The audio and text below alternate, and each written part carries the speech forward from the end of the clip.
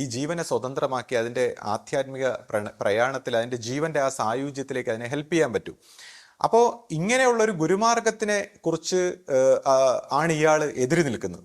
അവർക്ക് വിശ്വാസ സ്വഭാവം മതി, അവർക്ക് എന്തെങ്കിലും അവരുടെ ഇഷ്ടത്തിന് അവർക്ക് മനസ്സിലായ കുറച്ച് വിശ്വാസ സ്വഭാവങ്ങൾ മതി. അപ്പം അത് വെച്ചുകൊണ്ട് വളരെ മോശകരമായ രീതിയിൽ ഇതിനെ എതിർക്കുമ്പോൾ ഇതിനെതിരെ നമുക്ക് സംസാരിക്കാതിരിക്കാൻ കഴിയുന്നില്ല. അപ്പം ഞാൻ ഈ പറയുന്ന ശ്രീജിത്ത് എന്ന വ്യക്തിയിൽ എല്ലാ തിന്മയും ഉണ്ട്. ശ്രീജിത്ത് ഒരു വൃത്തികെട്ടവൻ തന്നെ. ഇപ്പൊ അദ്ദേഹം അല്ലെങ്കിൽ ചില ആധ്യാത്മിക വ്യക്തികൾ വന്നിട്ട് സംസാരിക്കുന്ന പോലെ നിങ്ങൾ ഈ മറ്റു മനുഷ്യരുടെ എല്ലാം കുറ്റങ്ങൾ ഇങ്ങനെ എടുത്തു വെച്ച് പറയുന്നു, അപ്പൊ നിങ്ങളങ്ങ് ശ്രേഷ്ഠനാണ്. ഒരിക്കലും അല്ല. ശ്രീജിത്ത് ഒരു വൃത്തികെട്ടവൻ തന്നെ, സമ്മതിച്ചേക്കും. എനിക്കതിനൊരു പ്രശ്നമില്ല. ഇപ്പൊ ആശ ഒരു വൃത്തികെട്ടതെന്ന് ഞാൻ പറയുന്നില്ല.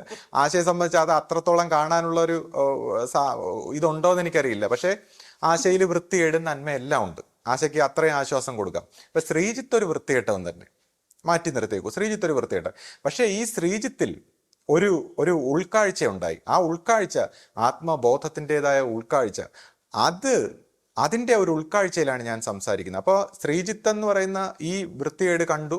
അപ്പോൾ ശ്രീജിത്ത് മാത്രം വൃത്തികേടായാൽ പോരല്ലോ. ശ്രീജിത്തിന്റെ വൃത്തികേട് മാത്രം കണ്ടാലും പറഞ്ഞാലും പോരല്ലോ. ഈ പറയുന്നവരുടെയും അല്ലെങ്കിൽ ഈ മറ്റ് വ്യക്തികളുടെയും വൃത്തികേട് അവരവരും കൂടെ അറിയണ്ടേ. അപ്പോൾ കുറച്ച് വ്യക്തികൾ ഇങ്ങനെ അവരവരുടെ വൃത്തികേടുകളെയൊക്കെ മറച്ചു വെച്ചിട്ട് വളരെ നന്മയോടെ അല്ലെങ്കിൽ മാന്യമായിട്ട് ഇങ്ങനെ അഭിനയിച്ചാൽ പറ്റുമോ? ഈ ജീവിതം എന്ന് പറയുന്ന കസ്റ്റമർ കെയർ ആണോ? അഭിനയിക്കാനുള്ളതാണോ? ഇപ്പൊ ചിലർ പറയും, എൻ്റെ അടുത്ത് പറയും, അവര് വളരെ തനി തങ്കമാണ് അവരുടെ സ്വഭാവം. അങ്ങനെ തനി തങ്കം പോലെ പെരുമാറുന്നതാണോ ആധ്യാത്മികത? തനി തങ്കമാകേണ്ടതാണ് ആധ്യാത്മികത.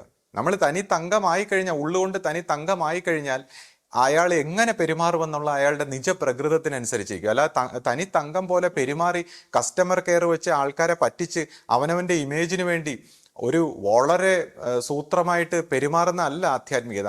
ആധ്യാത്മികത അവനവൻ്റെ ആന്തരികതയുടെ ഒരു വളർച്ചയാണ്. അപ്പം ഇതിനെ എല്ലാം വെച്ചുകൊണ്ടാണ് ഞാൻ സംസാരിക്കുന്നത്. അപ്പോൾ ആരെങ്കിലും എന്തെങ്കിലും ഈ വളരെ നന്മയായിട്ടും ധാർമ്മികമായിട്ടും അല്ലെങ്കിൽ സത്യം നീതി എന്നൊക്കെ വന്ന് പറയുന്നതല്ല ആധ്യാത്മികത.